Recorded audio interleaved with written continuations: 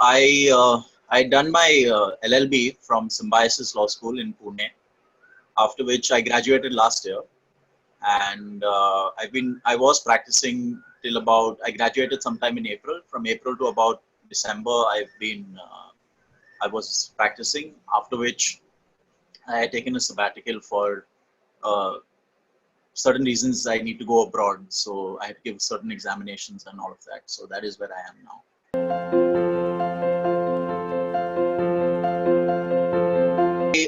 When I started working, I found myself at a loss of a lot of drafting skills. For example, if I had to draft a plaint, I would know the law by the statute, but how to draft it in a paragraph or how to present it in court, etc. Something I was not taught in law school. So that's why I thought that the course can help me develop a skill of drafting specifically, which I don't think I was able to cultivate in law school.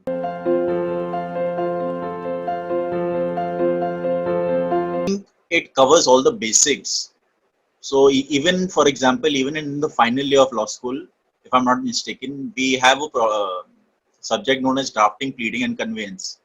But I don't think that touched upon the aspect of drafting to such an extent that the course did, because it covered everything from every stage of proceedings, civil proceedings, at least in the civil course, from the presentation of the plaint to the written statement to the affidavit of evidence to the written submissions.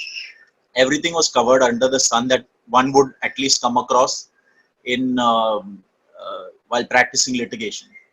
So that is actually I had actually got what I wanted when I took the course itself, and yeah, I think that is one of the greatest benefits I derived from the course.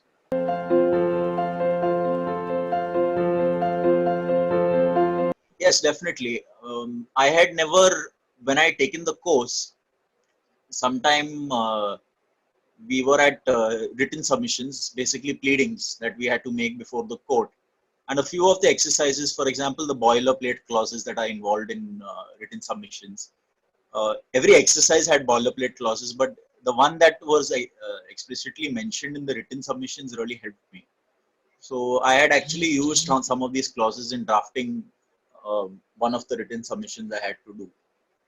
So that is one way it had actually helped me practice.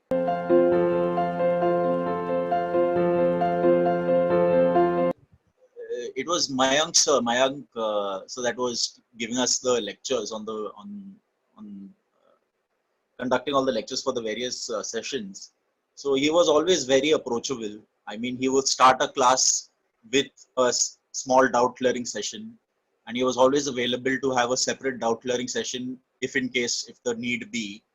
And he was always very receptive and very approachable in class too. So there was never a scenario where I was left with a doubt and I couldn't approach him.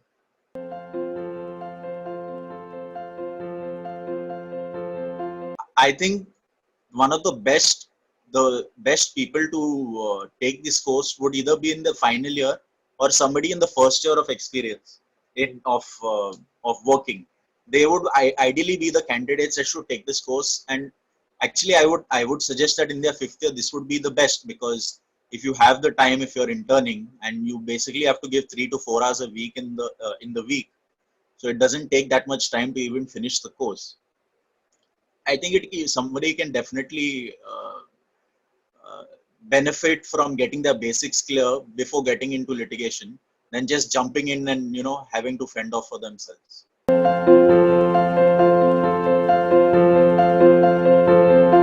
Yeah, so like I said, uh, every week you have a particular session, and Mayank sir at least was there.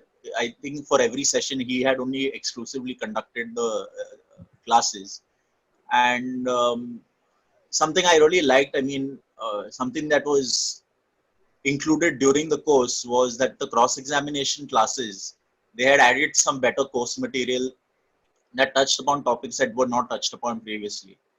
And in one thing, if I'm not mistaken, there was also a session held on family law, which was not a part of the civil litigation course initially, but a lecture was taken on it nonetheless. So any doubts, any aspects that are out of syllabus were also actually addressed, which really broadens the scope of the student that is taking the session.